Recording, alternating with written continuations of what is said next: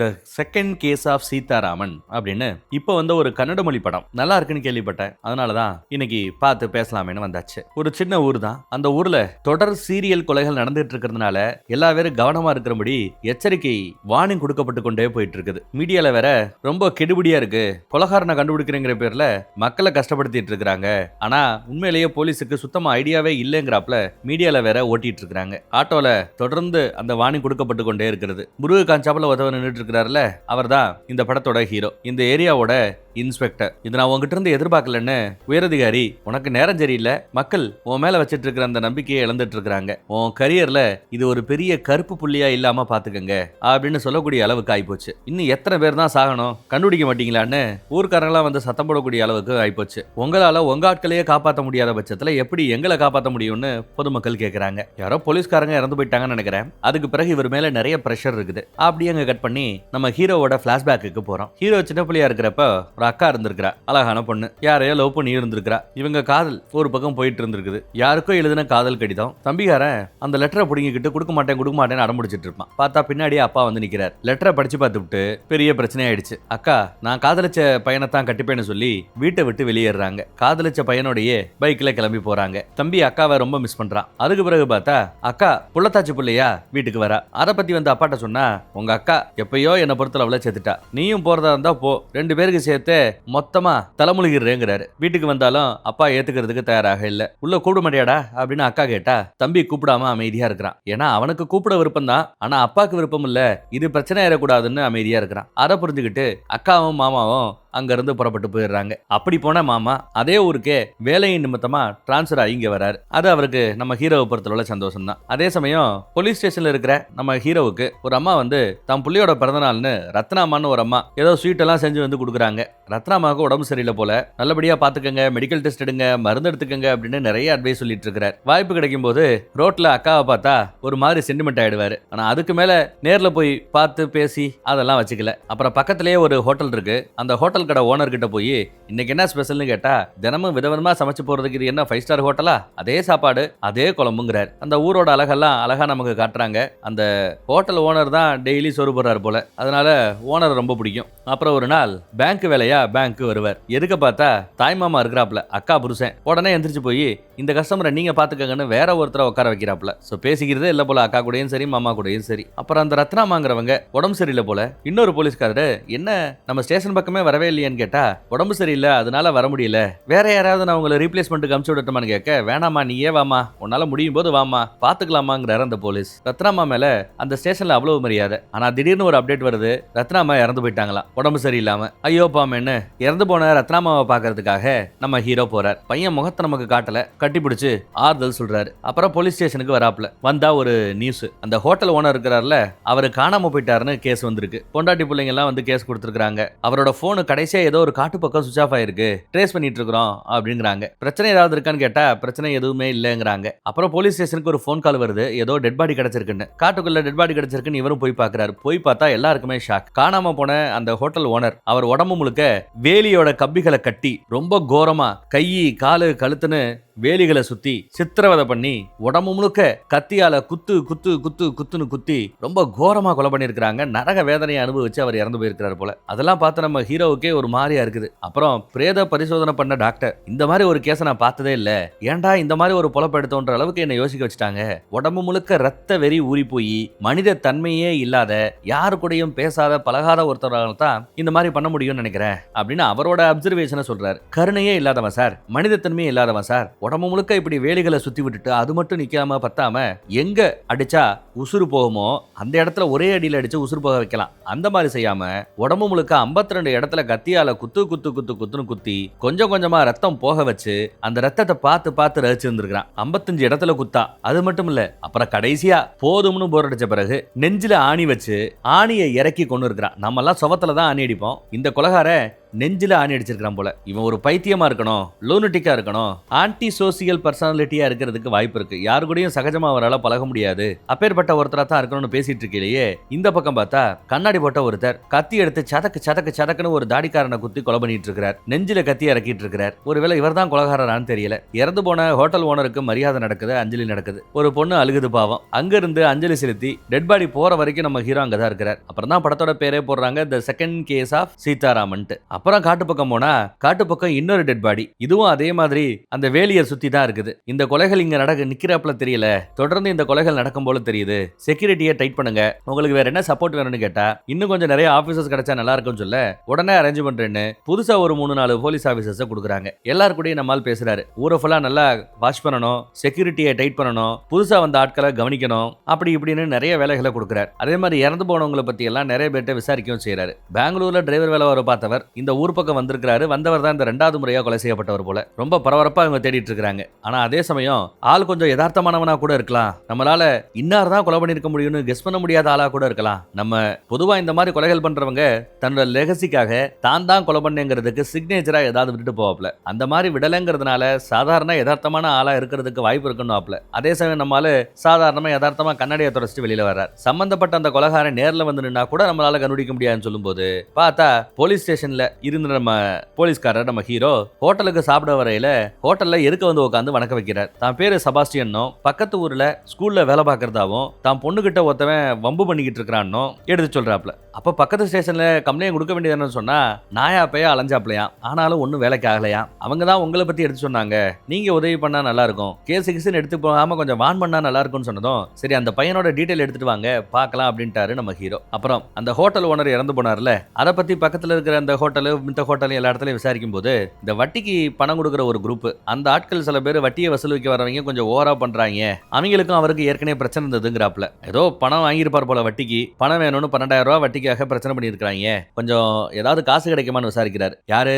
இறந்து போன அந்த ஹோட்டல்காரர் இவர்கிட்ட பணம் கேட்டிருக்கிறார். கூட கொஞ்சம் செலவுக்கு இருக்கிற ஒரு 50,000 ரூபாய் கேடுங்கன்னு கேட்டிருக்கிறாப்ல. சரின்னு இவர் 50,000 ரூபாய் கொடுத்திருக்கிறார். அந்த காசையும் ஹோட்டல்காரர் வாங்கியிருக்கிறாரு. இதெல்லாம் இவர் மூலமா தெரிஞ்சுக்கிட்டு அந்த வட்டிக்கு விடுற பசங்க யாருன்னு விசாரிச்சு வர சொல்றாப்ல.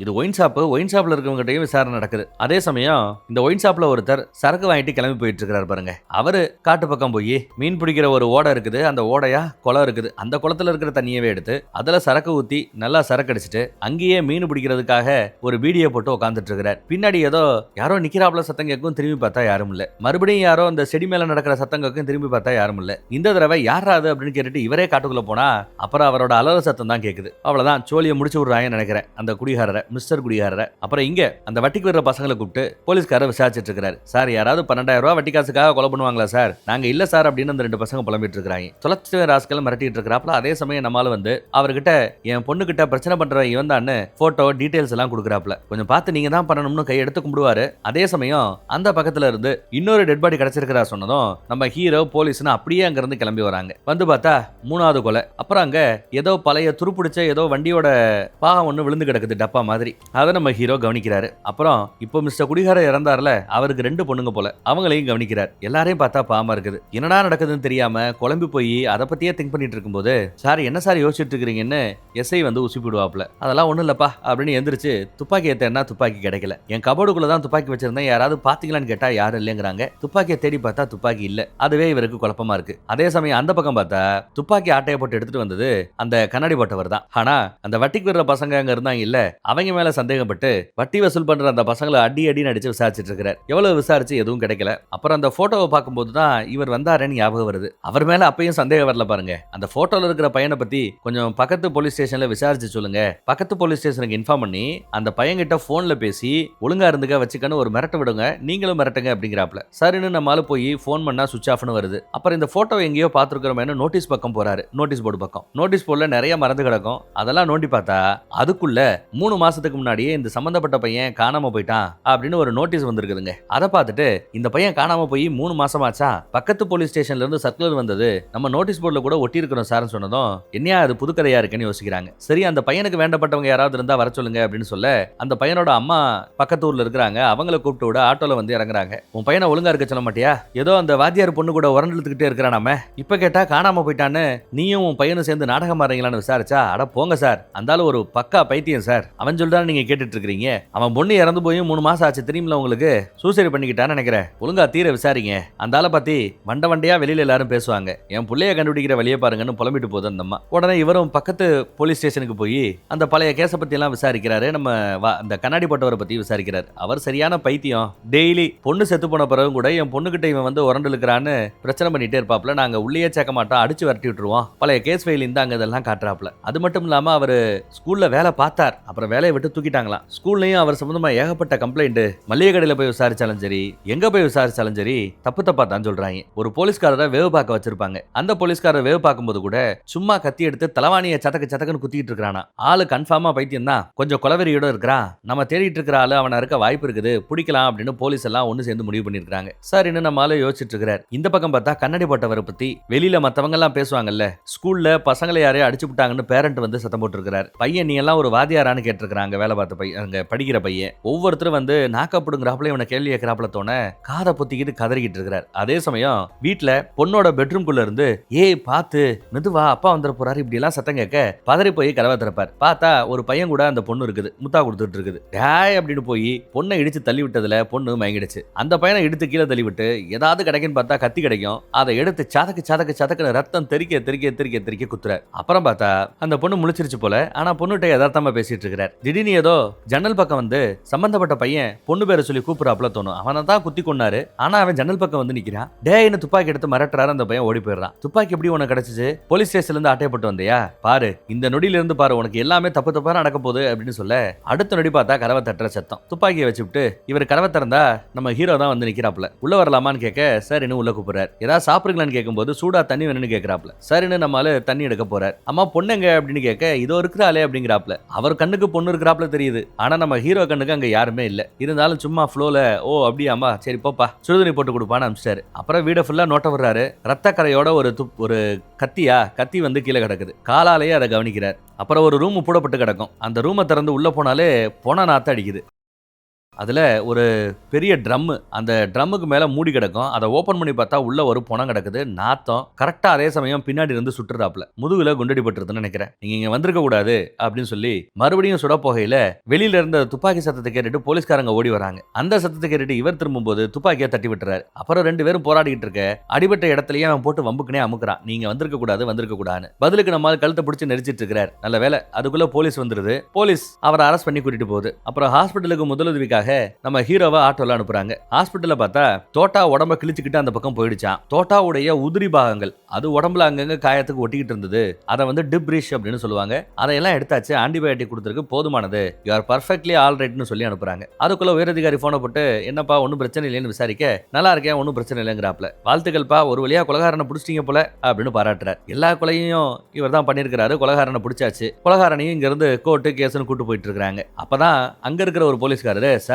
நம்ம பிசி ஒருத்தவரோட போன் 2 நாளா சுவிட்ச் ஆஃப்ல கிடக்கு, ஆளையும் காணோம் அப்படின்னு பேசிட்டு இருக்காங்க. அதே சமயம் காட்டுக்கு மத்தியில ஒரு ஒத்த வீட்டுக்குள்ள போலீஸ்காரனையே கட்டி போட்டு உடம்பு முழுக்க வேலி சங்கிலியால பூட்டி வச்சிருக்காங்க. அடப்பாவமே கொஞ்சம் கொஞ்சமா அந்த போலீஸ்காரனையே கொல்றாங்க. இது என்னையா புது கதையா இருக்கு? இல்ல இதுதான் பழைய கதை. இதைத்தான் படத்தோட ஸ்டார்டிங் சீன்ல பாத்திருப்பீங்க. போலீஸுக்கே பாதுகாப்பு இல்லைன்னா நீங்க எப்படி எங்களுக்கு பாதுகாப்பு கொடுக்க முடியும்னு கேட்டாங்கல்ல, அதெல்லாம் இங்கதான் கேட்டாங்க. காட்டு பக்கம் ஏதோ அடல சத்தத்தை கேட்டுட்டு தேன் எடுக்க போனவங்க அந்த வீட்டை கண்டுபிடிச்சு அந்த வீட்டு பக்கம் எட்டி பாக்குறாங்க. அப்புறம் உடனே போலீஸுக்கு தகவல் தெரிவிக்கிறாங்க. போலீஸ் இங்க வந்து பார்த்தா ஒரு போலீஸ்காரனுக்கு இந்த மாதிரி கோரமான நிலைமை. போலீஸ்காரரும் செத்து போயிட்டார் போல. இதுக்கு முன்னாடி ஒருத்தவரோட பாடி கூட இதே இடத்துல தான் கிடைச்சிருக்குது. அனாமத்தா கிடக்கிற ஒரு ரூம்ல இந்த மாதிரி இது வரைக்கும் 2 கொலை நடந்திருக்குது. மீதி கொலை எல்லாம் காட்டு பக்கம் நடந்திருக்குது. இந்த கண்ணாடி போட்டவரை பிடிச்சும் கூட கொலை நிக்கல. அப்ப கொலை பண்றது வேற ஆளுன்னு நம்ம ஹீரோ யோசிக்கிறாரா என்னன்னு தெரியல. போலீஸுக்கு இந்த நிலைமையா? டாக்டரும் ஏற்கனவே இந்த கொலைகளை பண்ண அதே சீரியல் கொலைகாரன் தான் இந்த கொலையும் பண்ணிருக்கிறதா கன்ஃபார்ம் பண்றாரு. அப்புறம் தான் இந்த வார்னிங்காக ஆட்டோல எல்லாருக்கும் எச்சரிக்கை ஒலி கொடுக்கப்படுகிறதும், போலீஸ்காரங்களுக்கே பாதுகாப்பு இல்லைன்னா எங்களுக்கு எப்படி பாதுகாப்பு கொடுக்குறேன்னு போலீஸ் கேட்கறதும், மீடியாவும் கழுவி ஊத்துறதும்னு இப்படி பல விஷயங்கள் இங்கதான் நடந்தது. மக்கள் உன் மேல வச்சிருந்த நம்பிக்கை இழந்துட்டு இருக்காங்கன்னு உயரதிகாரி சத்தம் போட்டதும் இதுக்கு பிறகுதான் தலையை பிச்சுக்கிறாப்ல இருக்கு. அப்புறம் போலீஸ் ஸ்டேஷனுக்கு இறந்து போன அந்த போலீஸோட பொண்டாட்டி புள்ள வந்திருக்காங்களா. நம்ம ஹீரோ வந்து உட்கார சொல்றாரு. லவ் பண்ணி கல்யாணம் பண்ணாங்களா, ஒரு சொட்டு கண்ணீர் வராம பாத்துப்பேன்னு சொன்னாப்லையா. அப்படித்தான் தான் சாகுற வரைக்கும் அவர் இருந்தாரு, என்ன பாத்துக்கிட்டாரு. ஆனா இப்ப அழுகிறேன், தொடக்கிறதுக்கு அவர் இல்லையேன்னு சொல்லி வருத்தப்படுது அந்த அம்மா. நம்மளால முடிஞ்சளவு ஆறுதல் சொல்றாப்ல. நீங்களே தைரியமா இல்லைன்னா உங்க பொண்ணுக்கு எப்படி யாரு ஒருத்தாலும் ஆறுதல் சொல்ல முடியும் சொல்லுங்க. பொண்ணுக்காக நீங்க தைரியமா இருக்கணும்னு அட்வைஸ் எல்லாம் போறாப்ல. அப்புறம் ஒரு போலீஸ்காரர் இறந்து போன அந்த போலீஸோட யூனிஃபார்ம் ட்ரெஸ்ஸை கொண்டு வந்து ஒப்படைக்கிறார். அந்த அம்மா பார்த்து இன்னும் அழுகுது. யூனிஃபார்மை வாங்கிட்டு அவங்க கிளம்பையில ஒரு லெட்டர் மாதிரி ஒண்ணு கீழே விழுகுது. அதை திரும்ப ஒப்படைக்கல என் பொண்ணோட மியூசிக் கிளாஸோட ரெசிப்ட், என் புருஷனுக்கு இந்த மியூசிக்னாலே சுத்தமா பிடிக்காது அப்படின்னு சொல்லிட்டு போறாங்க. அந்த ரெசிப்டை நம்மால் வாங்கி பாக்குறாப்ல. ஒரு விஷயத்த இங்க நம்ம ஹீரோ கவனிக்கிறாரு. இப்ப இறந்து போன இந்த போலீஸ்காரருக்கு ஒரு பெண் பிள்ளை இருக்குது. இதுக்கு முன்னாடி ஒரு குடிகாரர், மிஸ்டர் குடிகாரர் இறந்து போனார்ல, அவருக்கும் ஒரு பெண் பிள்ளை இருந்தது. அப்புறம் நம்ம ஹோட்டல் ஓனர் இறந்து போனார்ல, அவருக்கும் ஒரு பெண் பிள்ளை உண்டு. இப்படி இறந்து போன எல்லா பேருக்குமே ஒரு பெண் பிள்ளை உண்டுங்கிறத கவனிக்கிறாப்ல. சோ எல்லா இறந்து போனவங்களுக்கும் ஒரு கனெக்ஷன் இருக்குது, ஒரு பொது தன்மை இருக்குது. இதை ஒரு வழியா நம்மளால கண்டுபிடிச்சிட்டார். இது கேஸ்ல ஒரு நல்ல திருப்புமுனை சொல்லலாம். அந்த மியூசிக் சொல்லி கொடுக்குறாங்கல்ல, அந்த இடத்துக்கே வராரு. வாத்தியார் அம்மா கிட்ட 2 பொண்ணுங்களோட போட்டோ காமிச்சு, இவங்க உங்க ஸ்டூடெண்டா அப்படின்னு விசாரிச்சா, ஆமா என்னோட ஸ்டூடெண்ட்ஸுக்கு தான், வீக்கெண்ட்ல மட்டும் கிளாஸுக்கு வருவாங்கன்னு வாத்தியார் அம்மா சொல்லுது. அப்புறம் 2 பொண்ணுங்களோட போட்டோ கொடுத்தா, இவங்களும் என்னோட ஸ்டூடெண்ட்ஸ் தான், புதன்கிழமை பேட்ச் வருவாங்க, புதன்கிழமைக்கு மட்டும் வருவாங்கறாங்க. உங்ககிட்ட இருக்கிற ஒட்டுமொத்த ஸ்டூடெண்டோட லிஸ்ட் வேணும்னு நம்ம ஹீரோ கேக்குறார். இவங்க அத்தனை பேருமே, இறந்து போன அத்தனை பேரோட பிள்ளைகளுமே இந்த மியூசிக் கிளாஸ்ல ஸ்டூடெண்டா இருந்திருக்கிறவங்க. இதுவும் ஒரு ஒத்துமை தான் இல்லையா? ஒரு பெரிய லிஸ்ட் கொடுக்குறாங்க. அந்த லிஸ்ட்ல இருக்கிற சில பேர் இங்க வரது இல்லைங்கிறதையும் தெளிவா சொல்றாங்க. என்னன்னு கேட்டா, சின்னதா ஒரு இன்வெஸ்டிகேஷன் தான், ஏதாவது தேவைன்னா சொல்லி அனுப்புறோம்னு மட்டும் சொல்லிட்டு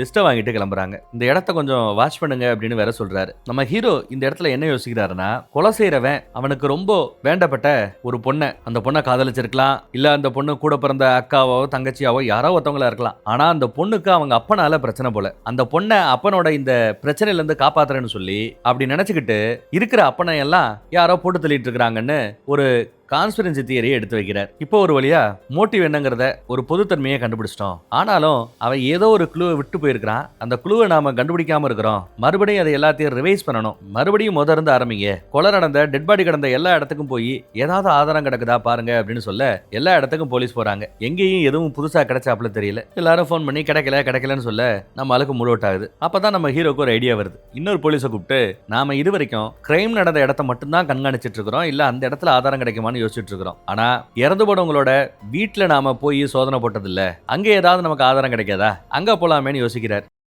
இறந்து போனவங்களோட வீட்டுக்கெல்லாம் போக ஆரம்பிக்கிறார். அங்க இருக்கிற பொண்ணுங்க கிட்ட போய், சமீபத்துல உங்ககிட்ட புதுசாவோ இல்ல புதுமுகங்கள் யாராவது வந்து பேச முயற்சி பண்ணிருக்காங்களா அப்படின்னு விசாரிக்கிறார். இல்லங்குது பொண்ணு. இல்ல யாராவது ஃப்ரெண்ட்ஸுக்கு உனக்கு கிஃப்ட் ஏதாவது கொடுத்தாங்களான்னா அதுக்கும் இல்லங்குது. நல்லா யோசிச்சு பாரு, புது ஆளுங்க யாருமே பேசலையான்னு திரும்ப திரும்ப கேட்கிற. சரி வீட்டை சுத்தி பார்க்கலாமா அப்படின்னு கேட்க அம்மாவும் சரிங்கிறாங்க. நம்மளால சுத்தி பாக்குறாப்ல. அப்புறம் அடுத்த வீட்டுக்கும் போறார். அடுத்த வீட்டையும் சுத்தி பாக்குறார். அங்க அந்த வீணை இருக்கிறத கவனிக்கிறார். இன்னொரு வீட்லயும் அந்த வீணை இருக்கிறத கவனிக்கிறார். அந்த வீணையை எங்க வாங்குனீங்க அப்படின்னு விசாரிக்க, எங்கேயும் வாங்கல, ரோட்ல கடந்து எடுத்ததா, கேட்டு கிட்ட கடந்து எடுத்ததா அந்த பிள்ளைங்க எல்லாம் சொல்றாங்க. மித்த பொண்ணுங்களும் அதே தான் சொல்றாங்க. 15 இருந்து 20 வயசு இருக்கக்கூடிய பொண்ணுங்களோட அப்பாக்கள் தான் இதுவரைக்கும் கொலை செய்யப்பட்டிருக்காங்க.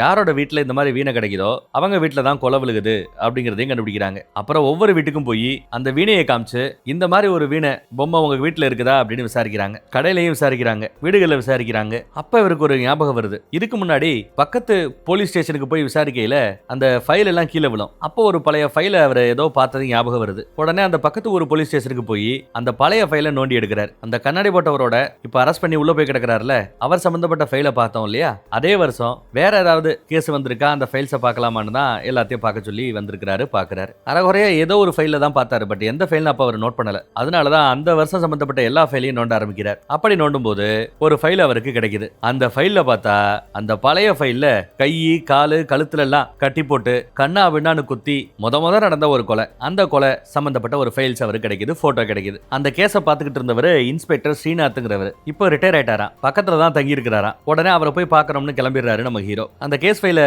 பார்த்துட்டு, சில கேஸுங்க போலீஸை தேடி தானா வரும், இன்னும் சில கேஸுங்க போலீஸை விடாது துரத்தும். அப்படி மாதிரி இந்த கேஸ் என்ன துரத்துன கேஸ் 20 வருஷத்துக்கு முன்னாடி நான் சர்வீஸ்ல இருந்தப்போ நான் பார்த்ததுலயே ரொம்ப மோஸ்ட் ப்ரூட்டல் கேஸ்னா இதுதாங்கிறாரு. அப்படியே பிளாஷ்பேக்கு போறோம். அங்கேயும் வீணை கிளாஸ். அந்த வீணை கிளாஸ்ல ஒரு பொண்ணு, ஒரு பையன் இந்த பக்கத்துல வந்து கூப்பிட்டதும் அங்க இருந்து ஓடியாரா. லவ் பண்றாங்க போல. நல்ல தலை நிறைய முடி வச்சிருக்கான் பாருங்க. வான்னு கூட்டு போறான். 2 பேரும் ஜாலியா ஊர் சுத்துறாங்க, லவ் பண்றாங்க, செய்யறாங்க. காட்டுக்குள்ள ஒரு நாள் ஒருத்தர் தம் அடிச்சுட்டு போகையில சைக்கிள் நிக்கிறத கவனிக்கிறார். சைக்கிளுக்கு பின்னாடி 2 பேரும் உட்காந்து பேசிட்டு இருக்காங்க. நான் சீக்கிரம் கிளம்புறேன், அப்பா திட்டுவாங்க அப்படின்னு எவ்வளவோ சொல்லுவா. இன்னும் 5 நிமிஷம், இங்க 5 நிமிஷம்னு இவன் உட்கார வச்சிருக்கான். ஓ என்ன நடக்குதுங்கன்னு இந்த தம்மு போட்டு வந்தவர் கவனிச்சிடறாரு. சும்மா தான் பேசிட்டு இருந்தோம் அப்படின்னு நம்மளால சொல்லுவான். ஏய் கவுடாவோட பொண்ணு தானே நீயே அப்படின்னு கண்டுபிடிச்சாரு. யார்ட்டையும் சொல்ல வேண்டாம், உங்க காலில் விழுகிறேன்னு கெஞ்சிராப்ல. சொல்லாதீங்க ப்ளீஸ் ப்ளீஸ்னு காலில் விழுகிறாப்ல. சொல்லலன்னு சொல்லிட்டு பெரியவர் போட்டு கொடுத்துட்டாங்க. உடனே லவ் பண்ண பையனை கூப்பிட்டு அடி நடிச்சு சித்திரவதை நடக்குது. கையில காலில் கழுத்துலன்னு வீட்டுல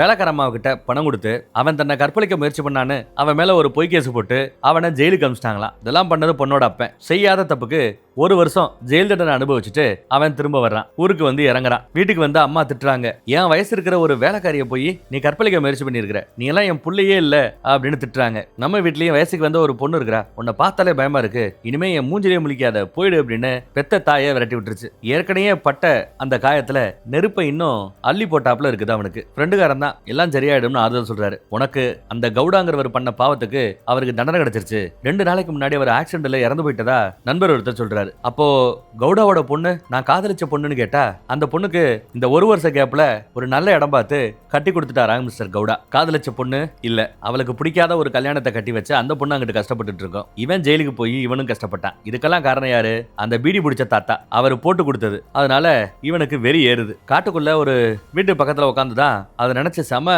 கோவத்துல இருக்கிறான். அந்த பக்கம் பார்த்தா அந்த பீடி அடிக்கிறவருக்கு ஒரு பொண்ணு இருக்குது. மூஞ்சிலேயே பீடி அடிச்சு ஊதுறாரு பாருங்க. லலிதா அம்மா பூஜைக்கு வர சொன்னாங்க, நான் போயிட்டு வந்துறேன்னு அந்த பொண்ணு பேசிட்டு போகும். சரி போயிட்டு வான்னு அமுச்சு வைக்கிறார். இப்ப நம்ம அதுக்கு கோவம் வருதுங்க. அடுத்து பார்த்தா அந்த தம்மடிக்கிற ஆளு இன்னொருத்தரோட சேர்ந்து வேற ஒரு வீட்டுல தம்மடிச்சிட்டு இருக்கிறார். அந்த இன்னொருத்தர் யாருன்னா நம்ம கண்ணாடி போட்ட வாத்தியார். இப்போ தான் பொண்ணை காதலிச்ச பையனை குத்தி போட்டு ஜெயில கிடக்கிறாருல, அவர் கூட தான் அப்போ சரக்கு அடிச்சிட்டு இருந்திருக்காரு. வீட்டுல பொண்டாட்டி சரியில்லைன்னா எதுவும் சரியில்லை அப்படின்னு புலம்பிட்டு இருக்கிறார். இது 20 வருஷத்துக்கு முந்தின பழைய கதை. 20 வருஷத்துக்கு முன்னாடி இந்த கண்ணாடி போட்டவரோட பொண்டாட்டி ஏதோ தீ விபத்துல இறந்து போனதா ஒரு பழைய செய்தி உண்டு. பொண்டாட்டியை பத்தி தப்பா பேச, உன் பொண்டாட்டி நல்லா தாங்க இருக்குது, நீ சந்தேகப்படுறத நிப்பாட்டு அப்படின்னு அட்வைஸ் போட்டுட்டு இருக்காரு பீடி அடிக்கிறவர். பொண்டாட்டிக்கு சர்டிபிகேட் கொடுத்ததும் நீ இடத்த காலி பண்ணுன்னு விரட்டி விட்டுறாரு இவர். காட்டு பக்கம் போட்டு கொடுத்த பீடி தாத்தா போதையில அப்புறம் பார்த்தா ஊரு ஒண்ணு ஊறிடுச்சு.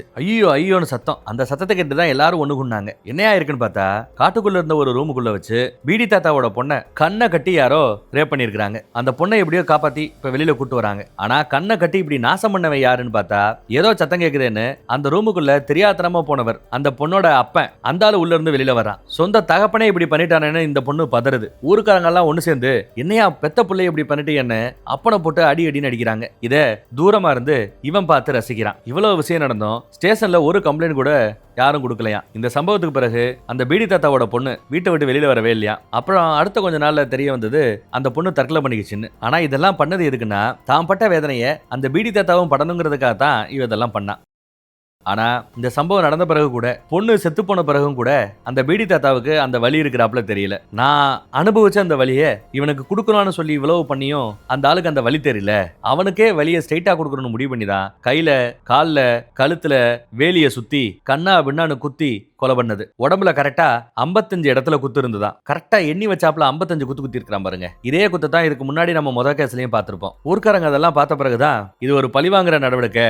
அன்னைக்கு அந்த பீடி தாத்தாவோட வீட்டுல இருந்து இந்த பையன் ஓடி போனதை ஊர் மக்களை பார்த்திருக்காங்க. சோ அவன் தான் கொலை பண்ணா அப்படிங்கிறது கன்ஃபார்ம். ஆனா அவன் எங்க போனாங்கிறத யாராலும் கண்டுபிடிக்க முடியல. அதுக்குள்ள நான் ரிட்டையர் ஆயிட்டேன். ஆனா அந்த கேஸ் இத்தனை வருஷத்துக்கு பிறகு என்ன தேடி வரும் நான் எதிர்பார்க்கல. ஆனா அன்னைக்கு அவன் பழி வாங்குறதுக்கு ஒரு காரணம் இருந்தது. பழியும் வாங்கினா அந்த கேஸ் அதோட முடிஞ்சிருச்சு. ஆனா இப்ப நடக்கிற இந்த கொலைகளுக்கு எந்த அர்த்தமும் இல்ல, எந்த முடிவும் இல்ல. புரியல ஏங்கடாப்ல. அந்த பையன் பேரு மஞ்சாமா. இப்ப கடைசியா கொலை பண்ணிட்டு ஓடனால பழிக்கு பழி வாங்கினால அவன் பேரு. சோ மஞ்சாவோட ஃபேமிலி எங்க இருக்குன்னு கேட்டு தெரிஞ்சுக்கிறாரு. அந்த இடத்துக்கு போறாங்க. மஞ்சாவை பத்தி விசாரிக்க வந்திருக்கேன்னு சொன்னதும் அவன் இருக்கானா இல்லையா தெரியாது, அவன் என் புள்ளையே கிடையாது, அவனை தேடி இங்க வராதிங்குது அம்மா. அங்க ஒரு வீடியோ ஃபுட்டேஜ் இருக்கு. இவங்க வீட்டு பொண்ணு விசேஷத்துக்கு நிறைய பேர் வந்திருக்காங்க, நிறைய பேருக்கு சாப்பாடு போட்டிருக்காங்க. அந்த வீடியோ ஃபுட்டேஜ்ல மஞ்சா வந்துட்டு போயிருக்கான், சாப்பிட்டு போயிருந்திருக்கான். சோ மஞ்சாவோட கரண்ட் போட்டோ கிடைச்சிருச்சு. நல்லா உத்து பார்த்தா நம்ம ஹீரோவும் சரி, இந்த படம் பார்த்த நாமளும் சரி, ஒரு சீன்ல இந்த மஞ்சாவை நாமளும் பார்த்திருக்கிறோம். நல்லா அப்படியே பிளாஷ்பேக்கு போய் பார்ப்போமா, இல்ல போய் நீங்க பாருங்க. இந்த சீன்ல ஒரு டாக்டர் பிரேத பரிசோதனை பண்ணிட்டு வந்துட்டு இந்த லெவலுக்கு ரத்த வெறியோட உடம்புல 55 குத்தி நான் பார்த்ததே இல்ல அப்படின்னு சொல்லுவார்ல. அப்ப பக்கத்திலேயே கூடவே அசிஸ்டன்ட் ஒருத்தவன் இருப்பான், பியூனு கிளர்க்கு, அவன் தான் அது. அதை நம்ம ஆளு கவனிக்கிறார். அப்புறம் ஹாஸ்பிட்டல் தானே வேலை பார்க்கறாப்ல, அங்க கால் பண்ணி விசாரிச்சா கடந்த 3 நாளா அவன் வரல, அவன் போனு வேற சுவிட்ச் ஆஃப்ல கிடக்கு, ட்ரேஸ்வர் பண்ணிட்டு இருக்கிறதா சொல்றாரு ஒருத்தர். அவன் வீட்டுக்கு இப்போ சோதனைக்காக டீம் போயிருக்கிறதாவும் சொல்றாரு ஒருத்தர். ஒருத்தர். அப்புறம் இந்த அம்மா புள்ள இல்லைன்னு சொல்லுது, ஆனா இந்த அம்மா மேலேயே எனக்கு கொஞ்சம் டவுட்டா இருக்குது, இந்த வீட்டையும் வாட்ச் பண்ணுங்க அப்படின்னு சொல்லிட்டு தான் போறார். வீட்டுக்கு போனா வீடு பூட்டி கிடக்குது. யார் இல்லையான்னு கேட்டா காலையில தான் அவரு பேக் மாறிட்டு இந்த பக்கம் போனதா துணிகாய போட்டுட்டு இருக்கிற ஒரு அம்மா சொல்லுது. அப்டேட்டும் கொடுக்குறாரு போன்ல. அதே சமயம் வீணை ஒரு ஆள்கிட்ட கைமாறத கவனிக்கலாம். இந்த பக்கம் நம்ம ஹீரோக்கு போன் கால் வரதையும் கவனிக்கலாம். ஒவ்வொரு வீடா வீணை எங்கன்னு கேட்டுட்டு இருந்தாங்கல்ல, அப்போ ஒரு வீட்டுல வீணை இருந்திருக்குது. அதை போலீஸ் கிட்ட கைமாத்தினதை தான் நாம பார்த்திருக்கிறோம். ஆனா அந்த வீடு நம்ம ஹீரோவோட சொந்த அக்கா வீடு, வீணை இருந்த வீடு. அந்த வீணையை வச்சிருந்த பொண்ணு சொந்த அக்கா பொண்ணு. மேட்ரை கேள்விப்பட்டதும் நம்மால ஓடி வரான். அக்கா ஒரு நிமிஷம்ங்கிறான். ஆனா கோவத்துல போறாங்க அக்கா. மாமா எங்க உன் புருஷன் உயிருக்கு ஆபத்துக்கு இருக்கு, ஆபத்துன்ட்டு ஓடியாரான். என் புருஷன் உசுருக்கு ஆபத்து இருந்தா அதை நாங்களே பாத்துக்கிறோம், உன் அக்கறை எனக்கு தேவையில்லை அப்படின்ட்டாங்க. கோமா இருக்கிறாங்க. ஏதாவது காரணம் சொல்லிட்டு என் வீட்டு பக்கம் வராதங்கிறாங்க. மூஞ்சில அடிச்சாப்ல கரை வச்சாத்திட்டாங்க. ஆனாலும் உள்ள வந்த பிறகு அதையெல்லாம் நினைச்சு வருத்தப்படவும் செய்யறாங்க. இங்க யாராவது வாட்ச் பண்ணிட்டே இருக்கணும், அலர்ட்டா இருக்கணும்னு போலீஸ் கிட்ட சொல்லிட்டு தான் போறார். மப்டியில சில போலீஸ் இருக்கிறாங்க. அந்த பக்கம் தான் புருஷனுக்கு போன போடுறாங்க.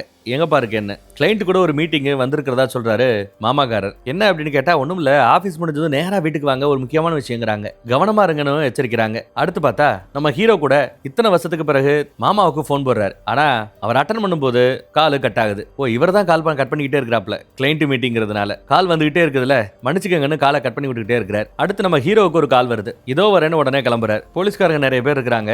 யாரை பார்த்துட்டு இருக்காங்க, அந்த மாமாவை கவனிச்சிட்டு இருக்காங்க. நம்ம ஹீரோ கூட கவனிக்கிறாரு. குறுக்க ஒரு வண்டி வந்து நிக்குது. வண்டி எடுன்னு சொன்ன பிறகு பார்த்தா மாமாவை காணோம். என்னடா மாமனை காணோம்னு இறங்கி சுத்தியும் முத்தியும் தேர்றாரு. பார்த்தா ஒரு கடைக்குள்ள இருந்து தான் இந்த பக்கம் வந்துட்டு இருக்கிறாப்ல. நேரா பார்த்ததும் மூந்தியை திருப்பிக்கிட்டு போறாரு மாமா. உயிரோட இருக்கிறத பார்த்து நம்ம ஹீரோக்கு சந்தோஷம். ஆனாலும் ரெண்டு பேரும் பேசிக்கல. கொஞ்சம் கவனமா இருங்க, அவரை வாட்ச் பண்ணிட்டே இருங்கன்னு மித்த ரெண்டு போலீஸ பாதுகாப்புக்கு அனுப்புறாரு, தூரமா இருந்து வாட்ச் பண்றதுக்கு. அப்ப உடனே கவனிக்கிறாப்ல. கார்த்தி சில்க்ஸ்னு போட்டு ஒரு மஞ்சள் பை அந்த அம்மாவோட வீட்டுல இருந்திருக்குது. உடனே அந்த கார்த்திக் சில்க்ஸ்ங்கிற அந்த துணி கடைக்கு போய் இருக்கிற சிசிடிவி ஃபுட்டேஜை செக் பண்ணி பார்த்தா இவன் வந்திருக்கான், ஏதோ துணி வாங்கி இருக்கிறான், அந்த கட்டப்பையில போட்டு கொடுத்துருக்காங்க. அப்ப அவன் இங்கதான் வீட்டை சுத்தி எங்கேயோ திரியிறான் அப்படிங்கறத கண்டுபிடிச்சாப்ல. பார்த்தா வீட்டுக்குள்ளதான் இருக்கிறான். வீட்டுக்கு வெளியில ரெண்டு போலீஸ் இருக்கிறாங்க. போலீஸ் வராங்க. உள்ள அவன் பதறான். டேய் மறுபடியும் என்னடா பண்ணி தொலைச்ச, போடா இங்க இருந்துன்னு அம்மா திட்டுறா. ஆட்கள் சத்தம் இல்லாம வீட்டை சுத்துறாங்க. போறையா வெளியில, இல்ல நானே போலீஸை கூப்பிடுவான்னு கேட்க அம்மாவோட வாயை புத்திட்டான். அவங்கள போய் ஒரு ரூம்ல சாத்தி கரை வச்சு ஆத்திட்டான். தப்பிக்கலான்னு பார்த்தா எந்த பக்கம் போனாலும் ஏதாவது ஒரு போலீஸ் வெளியில நிக்குது. சோ மேல ஏறான். பரன் பக்கம் போறான். பூட்டப்பட்டிருக்கிற அம்மாவை கதவை திறந்து விடுறாங்க போலீஸ் ஒருத்தர் மேல தேடி வரையில மேலேயே போலீஸை போட்டு குத்த ஆரம்பிக்கிறான். பின்னாடி ஒரு போலீஸ் வந்து பிடிக்கிறாரு. ரெண்டு பேரையும் போட்டு அடிக்கிறான். ரெண்டு பேரோட கழுத்தையும் நெரிக்கிறான். பின்னாடி நம்ம ஹீரோ வந்து அவனை பிடிச்சிட்டாப்ல. செவத்தோட சேர்த்து வச்சு நச்சுன்னு குத்தி கீழே போட்டு மூஞ்சி சேர ஏத்துன்னு இறக்கி எல்லா போலீஸும் சேர்ந்து பிடிச்சு கடைசியா ஒரு எத்து ஆளும் வாங்கிட்டான். அடுத்து பார்த்தா போலீஸ் ஸ்டேஷன்ல இருக்கிறார். எனக்குன்னு அம்மா தங்கச்சி எல்லாம் நல்லா தான் இருந்தோம். நான் காதலிச்ச பொண்ணு இருந்தா, அவளோட சந்தோஷமா வாழணும் வைக்கணுங்கிற அந்த கனவு ஆசை எல்லாம் இருந்தது. ஆனா எவ்வளவு காலில் விழுந்தோம், அந்த பீடி தாத்தா எங்க மேல இறக்கப்படல, போட்டு கொடுத்துட்டாரு. செய்யாத தப்புக்கு என்ன போலீஸுக்கு அனுப்பிச்சாங்க. அதுக்கு பழி வாங்குறதுக்காக தான் சொந்த பொண்ணையே அப்ப சீரழிச்சிட்டாங்கிறாப்ல ஒரு செட்டப்பை ரெடி பண்ணி அந்த ஆள் அடி வாங்க வச்சேன். அவன் மரண வேதனையை அனுபவிப்பான், வெளியில தரகாட்ட முடியாம கஷ்டப்படுவான்னு நினைச்சேன். ஆனா நினைச்ச எதுவும் சரியா நடக்கல. அந்த ஆளு எதையும் கண்டுக்காம மறுபடியும் பீடி சரக்குன்னு தெரிஞ்சான். அதுல கடுப்பாயி அவனை கொல்றதுக்காக அவனோட வீட்டுக்கு போனேன். ஆனா நான் போறதுக்கு முன்னாடியே அந்த ஆளை யாரோ கையில கால்ல கழுத்துலன்னு கட்டி போட்டு கோரமா குத்தி கொலை பண்ணாங்க. யாரு என்னன்னு தெரியல. அதை பார்த்து எங்க அந்த கொலைப்பலி ஏன் மேல விழுந்துருமோன்னு பயந்து போய் நான் அந்த வீட்டை விட்டு ஓடி போயிட்டேன். அதை அந்த ஏரியால இருந்த மக்கள் சில பேர் பார்த்துட்டாங்க. எங்க ஏன் மேல பழி வந்துருமோன்னு ஊரை விட்டு ஓடி போயிட்டு தான் சொல்றான். கடைசி வரைக்கும் அந்த பீடி தாத்தாவை என் கையால கொல்ல முடியலையேங்கிற வெறி இருந்தது. அந்த வெறி தான் என்ன ஒரு போஸ்ட் மார்டன் அசிஸ்டண்டா மாத்துச்சு, ஒரு கிளர்க்கா மாத்துச்சு. ஒவ்வொரு பணத்தையும் நான் அறுக்கும்போது அந்த பீடி தாத்தாவை நினைச்சுக்கிட்டு தான் நான் அந்த பாடிஸை அறுப்பேன். ஒரு நாள் அந்த பீடி தாத்தா எப்படி செத்தாரோ அதே மாதிரி இறந்து போய் பாடிஸ் வர ஆரம்பிச்சது. அதை பார்த்ததும் என் கை காலெல்லாம் உதற ஆரம்பிச்சிச்சு. அந்த பயம் மறுபடியும் என்ன இந்த ஊரை விட்டே போக வச்சது. அப்புறம் வீட்டு விசேஷத்துக்காக வந்ததா சொல்றான். ஆனாலும் எனக்கு இன்னொரு கேள்வி என்ன கேட்டுக்கிட்டே இருக்கப்படுது, நோண்டிக்கிட்டே இருக்குது. நான் 23 வருஷமா அனுபவிச்ச அந்த வேதனையை யாரு இப்பயும் அனுபவிச்சுட்டு இருக்காங்க? அந்த கொலைவெறியோட இப்பயும் வேட்டையாடிட்டு இருக்காங்க, யாருன்னு தெரியல. நல்லா கவனிங்க, இதே மாதிரி கொலைகள் தொடர்ந்து நடந்துகிட்டே இருக்கும். நான் இப்போ உங்ககிட்ட மாட்டிக்கிட்டு இருக்கிறேன்ல, இதுக்கு பிறகும் கொலைகள் நடந்தா உண்மையான கொலையாளி நான் இல்லைங்கிறது உங்களுக்கு தெரிஞ்சிரும்ல. நீங்க பார்க்கத்தானே போறீங்கிறாப்ல. நீ என்னதான் கதை சொன்னாலும் என் கண்ணுக்கு நீ இன்னும் கெட்டவனா தான் தெரியற. அந்த பீடி தத்தா மேல இருக்கிற கோவத்துல அவனை பழி வாங்குறேன்னு சொல்லி தேவையில்லாம அந்த பொண்ணையும் உள்ள எடுத்து விட்ட. கடைசியில அந்த கதையில செத்து போனது அந்த பொண்ணு மட்டும் கிடையாது, அப்பா மகங்கிற அந்த உறவு கூட செத்து போச்சு. நல்லா யோசிச்சு பாரு, அச்சுதனோட பொண்ணு இருந்த இடத்துல உன் அக்கா தங்கச்சி யாராவது இருந்தா, உன் காதலி இருந்தா கோவம் வருதுல்ல, வலிக்குதுல்ல, அப்படித்தானே அந்த பொண்ணுக்கு இருந்திருக்கும். இப்ப அந்த பொண்ணு தனக்கு இந்த வேதனையை கொடுத்தவன் சாகணும்னு நினைச்சா நீ சாகணும் தானே. உனக்கு நடந்தா அதுக்கு பேரு அநீதி, அந்த பொண்ணுக்கு நடந்தா அந்த பொண்ணு வாழ்க்கையை நாசம் பண்ணிட்டு நீ வாழ்ந்துட்டு இருக்கிறல்ல, இது வாழ்க்கை இல்ல இல்லையா? நீ இந்த கொலைகள் எல்லாம் பண்ணல அப்படின்னு உன் மேல எனக்கு துளியும் நம்பிக்கை இல்லடா அப்படின்னு சொல்லிட்டு கிளம்புற. உள்ளேயே கிடக்குறான் அவன். பாவம், இவன் சொல்றது நிஜமா இருந்தா அன்னைக்கும் பண்ணாத கொலைக்கு தான் உள்ள இருந்தான், இப்பயும் பண்ணாத கொலைகளுக்காக தான் உள்ள இருக்கிறான். இந்த பக்கம் இன்னொரு போலீஸ் ஒருவேளை அந்தாலும் சொல்றாப்ல இதெல்லாம் உண்மையா இருந்தா அப்ப உண்மையான கொலைகாரன் யாரு அப்படின்னு கேக்குறாரு. இவன் பேச்செல்லாம் நம்ப முடியாது அப்படின்னு பேசிட்டு இருக்கலையே இன்னொரு போலீஸ் சார் அப்படின்னு ஓடியாரார். என்னடான்னு பார்த்தா செல்லுக்குள்ள இருந்த மஞ்சா தூக்குள்ள தொங்கிட்டான். ஒரு வேலையா பிடிச்சி கீழே இறக்கி செயற்கை சுவாசம் எல்லாம் கொடுக்கறதுக்கு முயற்சி பண்றாங்க, நெஞ்செல்லாம் அமுக்கி விடுறாங்க. ஆனாலும் ஒன்னும் வேலைக்கால அவன் சூசைட் பண்ணிட்டான். கடைசியா நம்ம கேட்ட அந்த கேள்வி எல்லாம் இதெல்லாம் ஒரு வாழ்க்கையா அப்படின்னு கேட்டார்ல, அதுல அவர் கேட்ட கேள்வி நியாயம் புரிஞ்சுக்கிட்டு தான் இந்த வாழ்க்கை வாழ தனக்கு தகுதி இல்லைன்னு புரிஞ்சுக்கிட்டு தான் சூசைட் பண்ணிட்டாரோ என்னவோ. பாவம், பாடிய பிரேத பரிசோதனைக்கு அனுப்பி வச்சிட்டாங்க. அப்புறம் என்னென்னமோ காட்சிகளை காட்டுறாங்க. ஏதோ குழாயில தண்ணி ஒழுகுறாப்ல சவுண்டு. நம்ம ஹீரோ வராரு. பார்த்தா அக்கா வந்து உட்கார்ந்து இருக்கிறா. தான் புருஷன் இன்னும் வீட்டுக்கு வரல, இன்னும் போனு சுவிச் ஆஃப்ல இருக்கணும் கம்ப்ளைண்ட் கொடுக்கறதுக்கு வராரு. பார்த்தா நம்ம மஞ்சா சொன்னது நல்லா தான் போச்சு. அவன் செத்து போன பிறகும் கூட இப்போ அக்கா புருஷன் காணாம போயிருக்கிறாருன்னா உண்மையான கொலைகாரன் வேற யாரோன்னு ஹீரோ புரிஞ்சுக்கிறார். படத்தோட கிளைமேக்ஸ் பக்கத்துல வந்துட்டோம். ஆனாலும் உண்மையான கொலைகாரன் யாருங்கிறதுக்கு ஒரு சின்ன கிளூ கூட கிடைக்க மாட்டேங்குது இல்ல, கணிக்கவே முடியல இல்ல. நம்மளால பார்க்கலாம் யார் அந்த கொலைகாரங்கிறத கவனிக்கலாம். கடைசியா மஞ்சா ஒரு கேள்வி கேட்பான்ல, நான் 23 வருஷமா அனுபவிச்சுட்டு இருக்கிற வழியை யாரு இப்பயும் அனுபவிச்சுட்டு இருக்கிறா அப்படின்னு கேட்ட கேள்வியையும் யோசிச்சு பாக்குறாரு. அப்புறம் அந்த பீடி தாத்தா கேஸ்ல இன்னொரு மேட்டரும் தெரிய வருது. சொல்ல மறந்துட்டேன், அந்த பீடி தாத்தாவுக்கு ஒரு பையன் இருந்தான். அந்த பையனை குழந்தை இல்லாத யாரோ தத்தெடுத்துட்டு போயிட்டாங்கன்னு கேள்விப்பட்டேன்னு சொல்லியிருப்பாப்ல. அதுவும் நம்ம ஹீரோவுக்கு ஞாபகம் வருது. ஏதோ பழைய கேஸ் ஃபைல பார்த்துட்டு இப்ப வரைக்கும் அவ இவன்னு மத்தவங்க சொன்ன கதையை தான் கேட்டோம், இப்பதான் உண்மையான கதை என்னன்னு தெரிய வருதுங்கிறாரு. ஏதோ கண்டுபிடிச்சார் போல. அந்த கேஸ்ல இருந்த ஒரு நம்பர், அந்த நம்பரை ட்ரேஸ்வர் பண்ண சொல்லியிருக்காரு. அந்த நம்பரை ட்ரேஸ்வர் பண்ற வேலை நடக்குது. இதான் லொகேஷனான்னு கேட்டு அந்த லொகேஷனுக்கு வந்து இந்த பையனை பாத்திருக்கீங்களா, இவரை யாரு நம்ம மாமாவை காட்டுறாருங்க. ஹீரோட மாமா போட்டோ காமிச்சு இவரை பாத்திருக்கீங்களான்னு விசாரணை நடக்குது. அதே சமயம் நம்ம ஹீரோவுக்கு போன் கால். போன்ல அந்த பக்கம் மாமா தான் பேசுறாப்ல. என்ன காப்பாத்துங்கிறாரு. மீன் பிடிக்கிற வலை என்ன அடிக்கிறாங்க, சீக்கிரவா அப்படின்னு கத்துறாப்ல. வலன்னு மட்டும் தான் கேக்குது. என்ன அடிக்காதீங்கன்னு அவர் கத்துறது கேக்குது. நம்ம ஹீரோ பதறாப்ல. நம்பரை ட்ரேஸ்அவுட் பண்ணியாச்சுன்னோ நீங்க இருக்கிற இடத்துல இருந்து இவ்வளவு தூரத்துல இருக்குதுன்னு அப்டேட் கொடுக்க நம்மால வேகமா போறான். ஒரு வழியா போய் லொகேஷனை கண்டுபிடிச்சு அது ஒரு வண்டியில போய்கிட்டு இருக்குது. அந்த வண்டியை நிப்பாட்டி பார்த்தா வண்டிக்குள்ள மாமாவோட போன் தான் கிடக்குது. மாமா இல்ல, இவங்களை டைவர்ட் பண்ணி விட்டாங்க. அப்புறம் ஏதோ வலன்னு சொன்னார்ல, நடந்த எல்லாத்தையும் சுத்தி கவனிக்கிறாரு. நடந்த எல்லாத்தையும் யோசிச்சு பாக்குறாங்க. ரத்னாமா இறந்து போச்சு. அந்த போலீஸ் ஸ்டேஷன்ல வேலை பார்த்த ரத்னாமா இறந்து போச்சுல்ல. நம்ம ஹீரோவோட வீட்டுக்கு போய் ஆறுதல் சொல்லுவார்ல, மூஞ்சிய கூட நம்ம காட்டலன்னு சொன்னமே, நம்ம ஹீரோ கட்டி பிடித்து ஆறுதல் சொன்னாரு. அப்போ அங்க ஒரு ரேடியோ போட்டி இருந்திருக்கும். அந்த ரேடியோ போட்டியில ஒரு பழைய மியூசிக் ஒன்று ஓடிட்டு இருக்கும். அந்த வீண மியூசிக் தான் அப்போ ஓடிட்டு இருந்திருக்கும். ரத்னாமாவோட பையன் அவனோட முகத்தை எப்படி காட்டுறாங்க. ஏன் நம்ம பீடி தாத்தாவோட பையன் யாரோ ஒரு அம்மா, ஒரு குழந்தை இல்லாத அம்மா தத்தெடுத்து வளர்த்தாங்க சொன்னோம்ல, அது ஏன் போலீஸ் ஸ்டேஷன்ல வேலை பார்த்து செத்து போனா ரத்னாமாவா இருக்கக்கூடாது? ரத்னாமா தத்தெடுத்து வளர்க்கிற இந்த பையன் பீடி தாத்தாவுடைய பையன், இவன் ஏன் இந்த கொலைகளை பண்ணிருக்க கூடாது அப்படின்னு நம்ம ஹீரோ யோசிக்கிறார். பார்த்தா நிஜமாவே அவன் தான் பண்றான். அந்த கொலைகளை பண்ணும்போது அந்த வீண ரெக்கார்டிங்கை தான் போட்டு விடுவான் போல. போட்டு விட்டுட்டு கைகள்ல வேலியால கட்டி போடுவான். அந்த பையனும் கூட அதே மியூசிக் கிளாஸ்ல அக்கா கூடயே அவனும் இருந்திருப்பான். சொல்ல போனா அதே கிளாஸ்ல நம்ம மஞ்சாவோட காதலியும் இந்த பையனோட அக்கா பீடி தாத்தாவோட மூத்த பொண்ணு ரெண்டு பேருமே அங்கதான் இருந்திருப்பாங்க. இந்த பையனும் அங்கதான் இருந்திருப்பான். அக்கானா அவனுக்கு ரொம்ப பிடிக்கும். இந்த வீண மியூசிக்கை டேப்ல போட்டு விட்டாலே போதும், பீடி தாத்தாக்கும் கோவம் வரும். காலங்காத்தால யார் இது ஆஃப் பண்ணுன்னு டம்ளரை விட்டு எறிஞ்சிட்டு போறார். ஒரு அம்மா மாதிரி தான் தம்பியை பார்த்துக்கிட்டு இருந்தது அவதான். வீணனா அவளுக்கு ரொம்ப பிடிக்கும். இங்க மாமனை டார்ச்சர் பண்ண வேலியை சுத்த ஆரம்பிச்சாச்சு. பேக்ரவுண்ட் மியூசிக்ல சொந்த பீடி தகப்பேன் அந்தாலே தான் அக்காவை சீரழிச்சிட்டதா தம்பி நினைச்சிட்டான். ஊருக்காரங்கெல்லாம் சொந்த தகப்பனே இந்த மாதிரி பண்ண முயற்சி பண்ணிருக்கான், எந்த பொண்ணுக்கும் இந்த மாதிரி ஒரு தலையெழுத்து வந்துடக்கூடாது அப்படின்னு இந்த அக்காவை பார்த்து புறணி பேசுறது அந்த அக்காவுக்கு இன்னும் கஷ்டமா இருக்குது. அதை பார்த்து இவன் கஷ்டப்படுறான். இவ்வளவு நடந்த பிறகும் கூட அப்பங்காரன் சரக்கு அடிச்சுட்டு வீட்டுக்கு வரான். அக்காவை திருப்திப்படுத்தணுங்கிறதுக்காக, கொஞ்சம் வழியில இருந்து வெளியில கொண்டு வரலாங்கிறதுக்காக ஒரு வீண பொம்மையை வாங்கிட்டு அக்காக்கு கிஃப்ட் பண்ணலாமேனு வீட்டுக்கு வருவான். வந்து பார்த்தா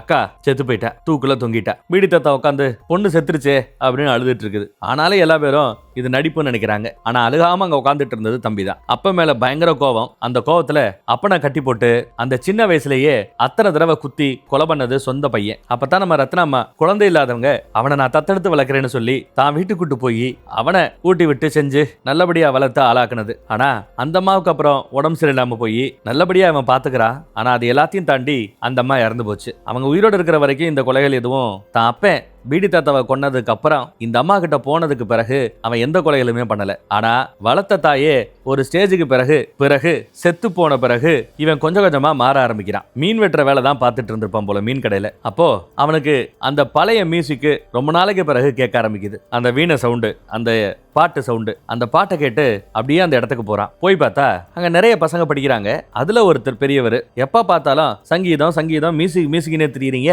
வா வீட்டுக்கு போவோன்னு கிளாஸ்ல பாதியிலேயே அப்பா பொண்ணை கூட்டிட்டு போறாப்ல. அதை பார்த்ததும் சின்ன வயசுல நம்ம பீடி தாத்தா எப்ப பார்த்தாலும் சங்கீதம் சங்கீதம்னு காலையிலேயே காலத்து என்ன சொல்றது டேப் ரெக்கார்டரை காலங்காலத்துல போட்டுருக்கான், ஆஃப் பண்றான்னு டம்ளரை விட்டு அடிச்சது ஞாபகத்துக்கு வரும். இப்ப கூட்டிட்டு போற அந்தால தான் பீடி அப்பனா நினைக்க ஆரம்பிச்சிட்டாரு. இவன் நம்ம ஹோட்டல் ஓனர், காட்டுல வச்சு கொள்றான். அடுத்து இன்னொருத்தர், உனக்கு நேரங்காலமே தெரியல, எப்ப பார்த்தாலும் மியூசிக்னு வாடின்னு இன்னொருத்தவர் இழுத்துட்டு போவார். அதை பார்த்ததும் அந்த ஆளையும் தான் அப்பட நினைச்சு கொண்டுட்டாப்ல. அப்புறம் மூணாவது ஒரு குடிகாரன் தான் பொண்ணை அடிக்க போயிருப்பாரு ரோட்ல வச்சு, அவனையும் கொல்லலான்னு முடிவு பண்ணிட்டான். மீன் பிடிச்சிட்டு இருக்கையில அவரை கொண்டு இருப்பாப்ல. இது பார்த்தாதுன்னு போலீஸ்காரர், அவரும் தான் பொண்ணுகிட்ட ஏதோ திருட்டு போயிருப்பாரு. அதே மியூசிக் கிளாஸ்ல தான் அந்த பொண்ணு படிச்சிட்டு இருக்கும். போலீஸையும் தூக்கி கொண்டுட்டான். அப்புறம் இப்போ நம்ம ஹீரோவோட மாமா, அவரும் பொண்ணை ஏதோ ஒரு வார்த்தை சொல்லி திட்டிருப்பாரு போல கிளாஸ்ல இறக்கி விடும்போது. அதுக்கு தான் நம்ம ஹீரோவோட மாமனையும் தூக்கிட்டான். நம்ம ஹீரோ ஓரளவு கணிச்சு அவனோட வீட்டுக்கு வந்துட்டார். வீட்டுல யாரும் இல்ல, ஆனா கொல்லப்புறத்து பக்கம் இன்னொரு ரூம் இருக்கும். அந்த ரூம் பக்கம் அந்த சங்கீத பாட்டு கேட்கும். உடனே அந்த பக்கம் இவர் கிளம்பி வராரு. வந்து பார்த்தா தான் அக்காவோட போட்டோ இங்க இருக்குது. டேப் ரெக்கார்டர்ல அந்த சங்கீத பாட்டு ஓடிக்கிட்டு இருக்குது. உள்ள வந்து பார்த்தா மாமா இருக்கிறார். அவன் உயிரோட தான் இருக்கிறாப்ல. இன்னும் மாமா அவன் என்ன கொல்ல போறான் அப்படின்னு புலம்பிட்டு இருக்கிறாப்ல. கையில இருக்கிற அந்த வேலி முள்ள ஓபன் பண்ணலான்னு பார்த்தா அதுக்குள்ள இந்த பக்கம் வந்து பின்னாடி இருந்து ஒரு அடி, மூணாவது அடி அடிக்கிறதுக்குள்ள புடிச்சிட்டாரு. இவன் விடாத நெரிக்க பாக்குறான். தலையில ஒரு முட்டு, மறுபடியும் நெரிக்க பார்க்கும்போது புடிச்சு தள்ளி விட்டார். ஆனா பதிலுக்கு அவன் திரும்ப கழுத்தை பிடிச்சு நெரிக்கிறான். வயிற்றுலயே குத்துறான், காலால எத்துறான், நெஞ்சில மிதிக்கிறான், கிடைச்சதை விட்டுலாம் அடிக்கிறான். நம்ம ஹீரோ ஒரு கட்டத்துல மயங்குற சமயத்துல கத்தியை விட்டு கண்ணுல நோண்ட போற சமயத்துல மூஞ்சில எல்லாம் கோடு விழுகுது. கையில ஒரு வெயிட் கிடைக்கும் பாரு, தலையில ஓங்கி ஒரு அடி. இன்னும் அவன் கையில கத்தி வச்சிருக்கான். ஓங்கி ஒரு மிதி வச்சு கத்தியை கீழே போட வச்சிட்டார். நான் சொல்றதை கேள்றாங்கிறதுக்குள்ள அவன் கேட்க மாட்டேங்கிறான். கையை முறிக்கிறார், முட்டை வைக்கிறார். மறுபடியும் நிறுத்துறான்னு சொன்னாலும் கேட்கல. மறுபடியும் குத்துறான். மாத்தி மாத்தி 2 பேரும் அடிச்சுக்கிறாங்க. ஒரு கட்டத்துல அவன் திரும்ப இடிக்கிறான். அங்க இருக்கிற கவர் எடுத்து நம்ம ஹீரோவோட மூஞ்சியை முக்கி அப்படியே மூச்சு முட்டை செஞ்சு கொல்ல பாக்குறான். அவன் எப்படியோ எஸ்கேப் ஆயிடுறாரு. அப்புறம் பின்னந்தலையில டேபிள வச்சு இடின்னு இடிக்கிறான். அப்போ கீழே கடந்த அந்த டேப் எடுத்து ஒரு அடி அடிக்கிறாப்ல. டேப்பாலேயே ஒரு எரியிறாப்ல. டேப்பு உடஞ்சு போச்சு. தான் கண்ணு முன்னாடியே அந்த டேப்பு உடஞ்சு போனதை பார்த்ததும் அவருக்கு இன்னும் ஆத்திரம் வருது. கையில ஒரு கத்தி எடுத்துட்டு வெட்டுறதுக்கு முயற்சி பண்ணிட்டே இருக்கிறான். ஒவ்வொரு முறையும் மிஸ் ஆகிட்டே இருக்குது. ஆனாலும் அடி வாங்கி கீழே விழுந்திருக்கிறார். குத்த வரும்போது எத்தி விட்டுட்டார். பக்கத்துல அவருக்கு ஷார்ப்பா ஒரு கம்பி கிடைக்கும். அவன் குத்த வரையில தன்னை காப்பாத்திக்கிறதுக்காக வேற வழி இல்லாம கழுத்துல இவர் திரும்ப குத்திடுறார். கொஞ்சம் கொஞ்சமா அவனோட உசுறு அப்படியே போயிட்டு இருக்குது. சாகர திருவாயில கூட தான் அக்கா கூட அவன் சேர்ந்தாப்லையும், தான் அக்காக்கு ஒரு வீண பொம்மையை கிஃப்ட் பண்ணலான் இருந்தால அதை இப்போ அவன் போய் கிஃப்ட் பண்றாப்லையும் அவனுக்கு தோண அப்படியே படம் அங்க முடியுதுங்க. ஒரு வழியா அந்த கேஸை சால்வ் பண்ணிட்டாப்ல. சொந்த மாமாவை காப்பாத்திட்டாப்ல.